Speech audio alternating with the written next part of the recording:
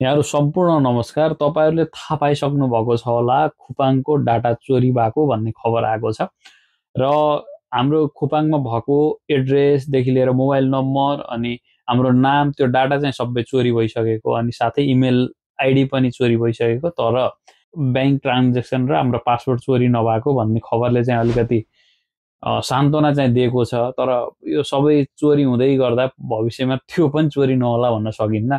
त्यसकारण चाहिँ अहिले तत्काल सुरक्षित हुनको लागि चाहिँ केही हदसम्म पनि केही सुरक्षित बनिएला कि भनेर हाम्रो खुपाङको लगइन पासवर्ड चाहिँ चेन्ज गरिदिएपछि केही हदसम्म चाहिँ सुरक्षित बन्न सकिन्छ कि भनेर पासवर्ड चेन्ज गर्ने तरिकाको भिडियो लिएर आएको छु। यो भिडियो हेर्नुहोस् है त। सबैभन्दा पहिला तपाईँ खुपाङमा जानुहोस्। खुपाङमा गइसकेपछि यहाँ मुनिपट्टि देख्नुभयो भने माई खुपाङ देखिन्छ। माई खुपाङमा क्लिक गरेर यता राइटपट्टिको कर्नरको सेटिङमा क्लिक गर्नुहोस्। सेटिङमा क्लिक गरिसकेपछि यहाँ होयोन छङ्बो सुजङ लेखेको छ, त्यसमा क्लिक गर्नुहोस्।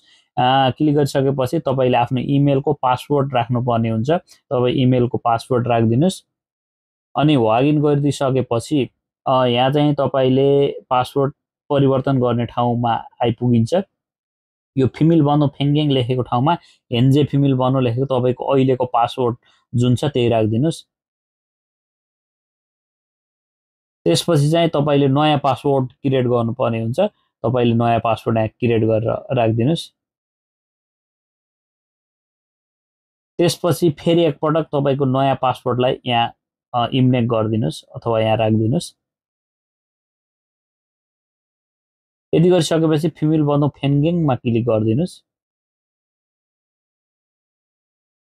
यदि भइसकेपछि तपाईँको पासवर्ड चाहिँ परिवर्तन हुन्छ है त।